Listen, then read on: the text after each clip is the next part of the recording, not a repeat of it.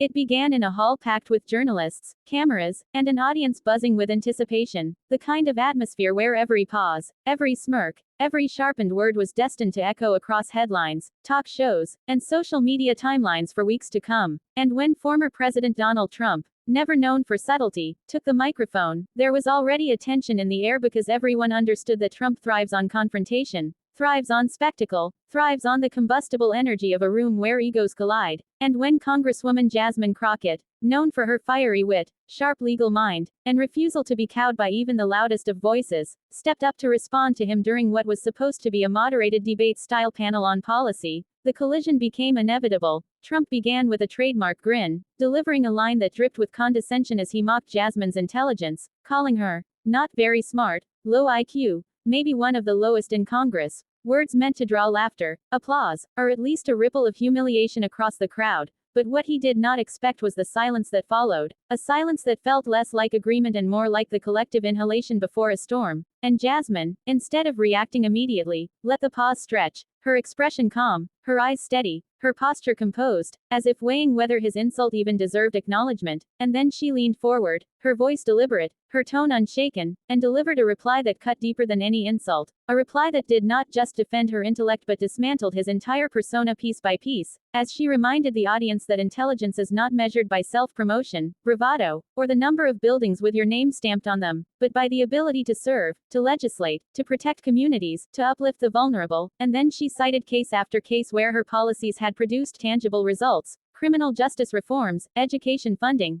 healthcare protections, contrasting them with Trump's record of chaos, broken promises, and personal scandals, her words landing like carefully aimed arrows, not shouted, not screamed, but sharpened with precision, each one slicing through the bluster that moments earlier had filled the room. And as she spoke, the silence deepened, the cameras zoomed in, commentators scribbled notes furiously, and even Trump's allies shifted uncomfortably in their seats, because her calm dismantling of his insult left no room for interruption, no space for laughter, no oxygen for his trademark theatrics. And when she finally delivered the line that would ricochet around the internet, if intelligence is measured by who screams the loudest, then maybe you win, Mr.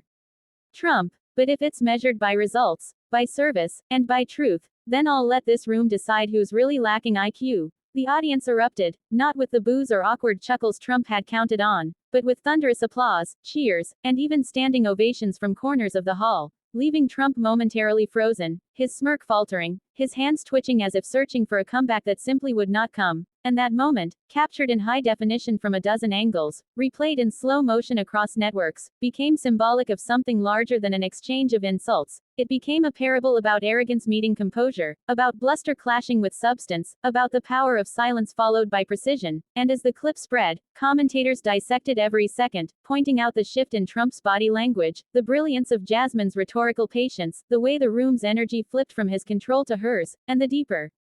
meaning of an insult meant to demean becoming the very stage for empowerment. In the days that followed, social media exploded with hashtags like hashtag Jasmine silenced Trump and hashtag IQ check. Memes flooded timelines, late-night comedians replayed the clip with punchlines, while serious analysts framed it as one of the most decisive clapbacks in modern political discourse, a reminder that sometimes the most devastating reply is not the loudest but the most deliberate. And Jasmine herself, asked about the moment afterward, shrugged it off with humility, saying only that she had no interest in trading insults but every interest in defending her community's dignity, a response that elevated her even further in the eyes of those who saw her not only as a legislator but as a symbol of resilience against bullying and intimidation. And Trump, for once, found himself in the unfamiliar position of having no effective counterpunch, his usual tactics of mocking nicknames and derisive asides suddenly sounding stale when compared to the clip of Jasmine's steady gaze and precise dismantling of his insult, proving that sometimes a single reply, delivered in seconds, can silence not just a room but an entire narrative, leaving a moment so unforgettable it feels destined to be replayed in history books as a turning point where arrogance stumbled and composure triumphed.